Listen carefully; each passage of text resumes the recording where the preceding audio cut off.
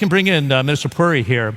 You normally talk about the demand side of India because of the growth, but I'd love to have you share your insights on exploration and production and what you're trying to achieve here in India. I'm very aware of your natural gas fields, and I know a lot of the investors that have gone into that market. What do you see here as a potential, the E&P market for this audience today in the room? Thank you very much, John. I think you want me to come straight to the E&P side, but I would like to set that in the context of our own demand. Today, we consume 5.6 million barrels of crude a day. If I go by the estimates of organizations like OPEC, some others based elsewhere in Europe, they say that in the next 2 decades, 25% of the increase in global demand will come from India. And I think it's an OPEC estimation that by 2045, that's 2 decades from now, India will be consuming 11 million barrels of crude per day. You're the belle of the ball in that time frame. It's not surprising. We have a large population base. We are growing at 6.5%. Energy, or an assessment of the energy consumption, is always a reasonably good indicator of how the economy overall is faring. And I think the Indian situation, the facts speak for themselves. Before I go to E&P, let me also tell you that we have an additional challenge in the sense that we have developmental challenges. We have a population of 1.4 billion people. We supply clean cooking gas, both the cylinder, LPG, which is a product of refineries, and natural gas from pipelines, to something like 330 million people in the first category, households, okay?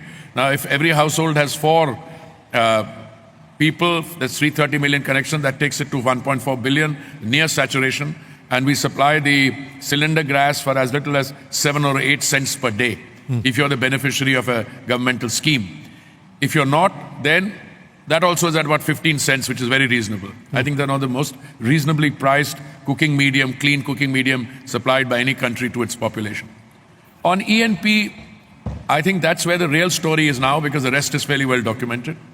John, we have 3.5 million square kilometers of sedimentary basin. 1 million square kilometers of that sedimentary basin was hitherto regarded as a no-go area, because different parts of the system, the Navy, Coast Guard, defense organizations wanted it all exclusively to themselves. We changed that, as we changed a large number of other things.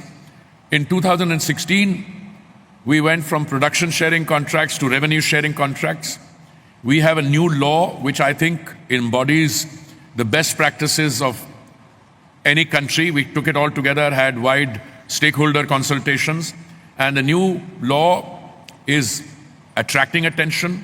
The major national oil companies, the major players in that field are there. In what we call the open acreage licensing policy, round 9, 38% of the bids which came into this 1 million square kilometers, which we just opened up. Now we've opened up something like 250,000 square kilometers plus of bid in the 10th round, which is, I think, the largest, or one of the largest ever globally. And my expectation is that 80% of the bids will come in that area. Wow.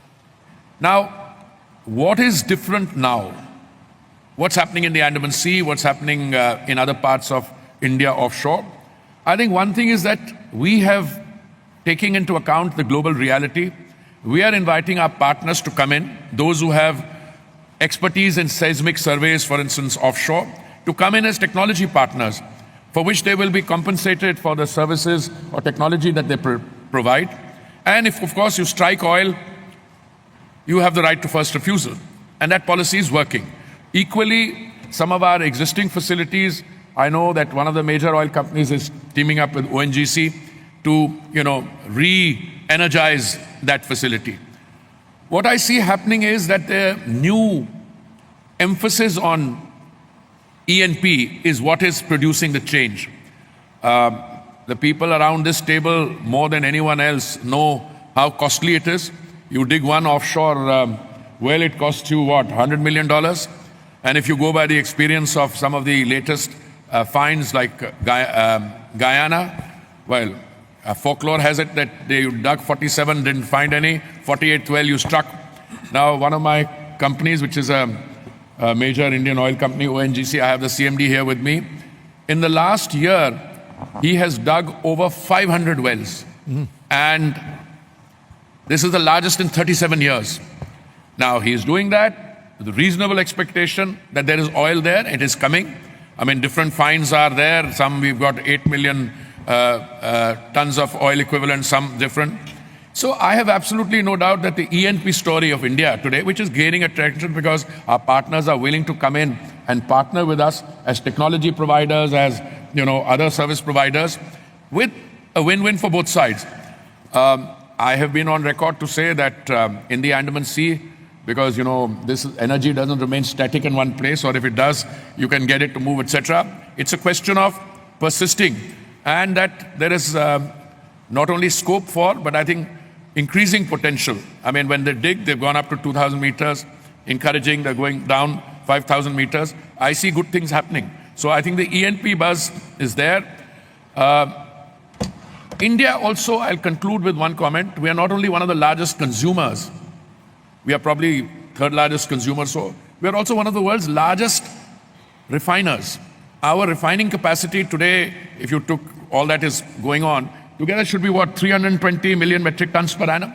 And there's talk of raising it to 400. So when it comes to the oil and gas system overall, we come in there as large consumers, large importers, very large on refining capacity, a fair amount of production. Many of my companies share the same mindset as some of my friends around this table. When the oil prices come down, they are not so happy because they are in the business of extracting and exporting. Yeah. But I think India today is in major transition, and the energy sector is, I think it provides 19% of the government's revenue, as it is the fourth largest economy, proceeding to be the third largest. Great. Thanks for the overview on that, by the way. And it's nice to see President Modi hit the goal of making sure everybody had clean cooking supplies. And I've actually had a chance to do a documentary there before I left CNN. It was amazing how fast that was happening, particularly in the LPG. I'm going to ask you the one on how do you balance your climate commitments and the net zero targets for you in India to 2070, I think that is, but also being realistic about that and access to energy that our friend from Africa did talk about here. How do you balance those two priorities? 2 minutes, and I'm going to wrap with Turkey. Yeah, well, I can be very brief. Insofar as looking at overall energy supplies are concerned, clearly, as a country which is a very large consumer and a very large importer, we welcome the fact that more energy is coming on the global markets. And I think even though you're in an OPEC plus setting, you should also look at the more energy that is coming on the global markets from non-OPEC sources, including in the Western Hemisphere, number one.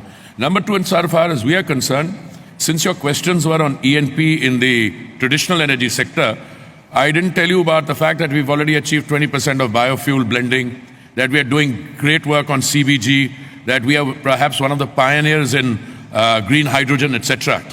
Insofar as our oil companies are concerned, the national target for net zero is 2070, but all of them are between 2035 and 2045. So all the major fossil fuel dealers are going to be net zero well before the 2070. Insofar as our green transition, we are one of the few countries in the world which has met its Paris commitments. So I have no anxiety on that score. But as I see going forward, since we are in a discussion with OPEC here, we're discussing oil and gas, and our increase in natural gas moving from 6% to 15% in our overall energy mix. Biofuels, we're already at 20%. We were at 1.4% in 2014. We are thinking of going to 25% and further.